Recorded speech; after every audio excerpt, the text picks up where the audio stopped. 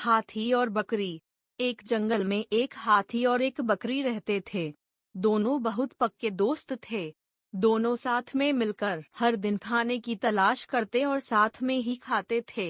एक दिन दोनों खाने की तलाश में अपने जंगल से बहुत दूर निकल गए। वहां उन्हें एक तालाब दिखाई दिया। उसी तालाब के किनारे एक बेर का पेड़ था। बेर का पेड़ देखकर हाथी और बकरी बहुत खुश हुए। वह दोनों बेर के पेड़ के पास गए। फिर हाथी ने अपनी सूंड से बेर के पेड़ को जोर से हिलाया और जमीन पर ढेर सारे पके हुए बेर गिरने लगे।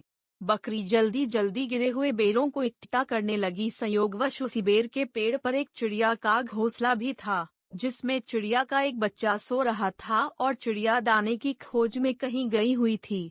बेर का पेड़ जोर से हिलाने के कारण चिड़िया का बच्चा घोंसले से बाहर तालाब में गिर पड़ा और डूबने लगा। चिड़िया के बच्चे को डूबता हुआ देखकर उसे बचाने के लिए बकरी तालाब में कूद गई, लेकिन बकरी को तैरना नहीं आता था।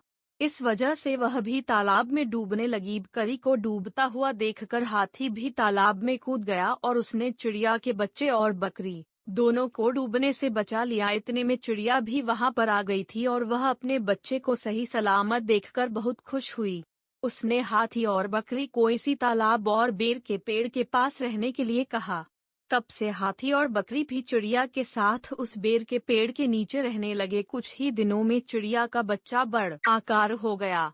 चिड़िया अपने बच्चे के साथ जंगल में घूम कर आती थी और हाथी और बकरी को जंगल में किस पेड़ पर फल लगे हैं इसकी जानकारी देती थी। इस तरह हाथी, बकरी और चिड़िया मजे में रहते और खाते पीते थे। कहानी से सीख: हमें किसी का बुरा नहीं करना चाहिए। अगर हमारी गलती से किसी को परेशानी होती है तो उस गलती को सुधारना चाहिए और मनमुटाव दूर करते हुए एक दूसरे की मदद करनी चाहिए।